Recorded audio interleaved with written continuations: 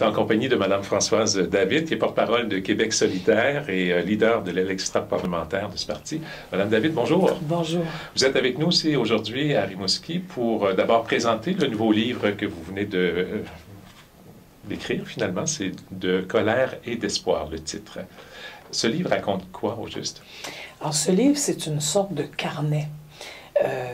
Ça raconte 5 histoires, des histoires que j'ai vécues depuis que je suis en politique. Donc, ça parle de lutte à la pauvreté, ça parle de richesse naturelle, d'énergie, ça parle des questions qui ont entouré la laïcité, ça parle du pays, et ça raconte aussi la petite histoire, celle qu'on connaît moins, qui se passe à l'interne de Québec solidaire.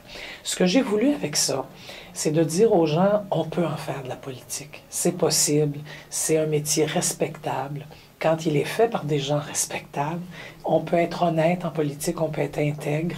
Je pense que le livre vient dire ça. Le livre vient donner toutes les raisons pour lesquelles je suis en colère, mais en même temps, toutes les raisons qu'on a d'espérer, parce qu'il se passe plein de belles choses au Québec. Okay. Mais en même temps aussi, parallèlement à tout ça, à ces désirs-là, est-ce qu'on n'a pas un petit peu l'impression aussi que les gens ne réussissent pas à se faire écouter par les gouvernements qui sont en place aujourd'hui? Ils ont toutes sortes de revendications, mais souvent, on a un peu l'impression que ça reste lettre morte à la poste. Vous savez, c'est un vieux problème, ça. C'est pas d'aujourd'hui, là. Quand on veut qu'un gouvernement nous écoute, il faut se battre fort. Et moi, je l'ai vécu sous tous les gouvernements depuis 40 ans. C'est pas compliqué. Péquistes comme libéraux. Ils ont parfois fait des choses intéressantes, mais la plupart du temps, est-ce qu'il a fallu se battre avec des femmes, avec des gens pauvres, avec des syndicalistes pour le progrès social? C'est encore la même chose aujourd'hui, mais ça nous arrive de gagner. Regardez la bataille vraiment importante menée par des comités de citoyens pour demander un moratoire sur l'exploration des gaz de schiste. Il n'y a pas de moratoire complet en ce moment, mais n'empêche que depuis un an, la machine est ralentie au maximum. Et ça, ce que ça a pris, c'est une cinquantaine de comités de citoyens, des grandes assemblées publiques, des manifestations, des pétitions, et M. Charest est obligé de reculer. Donc, il ne faut pas croire que les batailles sont perdues d'avance. Il faut commencer par les faire. Oui. Les faire pour vrai. OK. Et justement, de ce temps-ci, il y a plusieurs coalitions d'organismes qui manifestent contre des hausses, les hausses, par exemple, dans le domaine de l'éducation, hausse de l'électricité et autres. Donc, c'est des luttes qui sont menées au quotidien encore. Là. Au quotidien, et je pense que de plus en plus de gens s'indignent, et pas seulement ceux qui campent, là, de plus en plus de gens s'indignent de voir des gouvernements très, très amis avec les multinationales, les grandes entreprises financières et tout, qui essaie de nous dire, l'État, il faudrait que ce soit le plus petit possible, on va redonner aux gens la responsabilité individuelle de s'occuper d'eux. Mais quand on est malade, quand on est pauvre, quand on est âgé, c'est pas vrai qu'on peut s'occuper de soi tout seul. On a besoin d'une société, on a besoin d'un gouvernement qui prend soin de nous autres. Alors, ces gouvernements-là, ils ont baissé les impôts, puis là, ils se plaignent qu'il manque d'argent. Ben oui, mais c'est sûr, les péquistes et les libéraux ont baissé les impôts au Québec depuis 10 ans. Le gouvernement actuel manque de 10 milliards de dollars qu'il aurait s'il n'y avait pas eu ces baisses d'impôts, qui ont surtout profité aux riches. Donc, on peut faire autrement. Moi, je pense qu'il y a de plus en plus de gens qui le savent, ça. Et je suis ravie, moi, de voir que les étudiants, les femmes, les syndicalistes, les groupes communautaires se sont mis ensemble, par exemple, il y a 15 jours, là, quand ils ont bloqué la tour de la Bourse. Moi, je suis allée faire un tour. C'était beau à voir. Il y a eu des manifestations ici à Rimouski également, la même journée, effectivement. Bravo. C'est ça.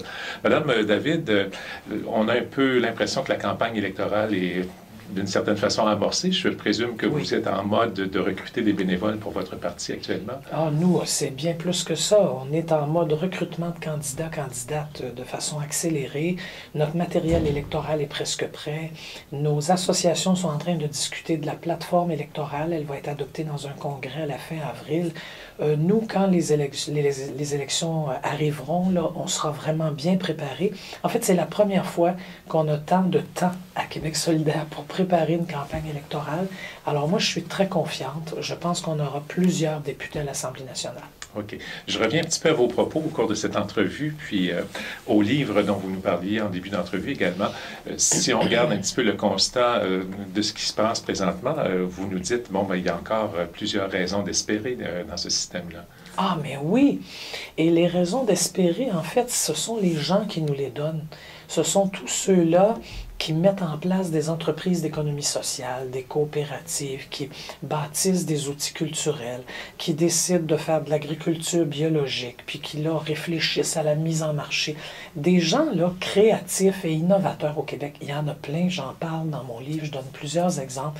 Des gens qui travaillent à la revitalisation des villages, qui travaillent aussi à revitaliser des quartiers pauvres, par exemple, dans les villes, bien, il y en a plein. Il y en a dans mon quartier, il y en a ailleurs. Donc, moi, ce sont les gens qui me donnent espoir. OK.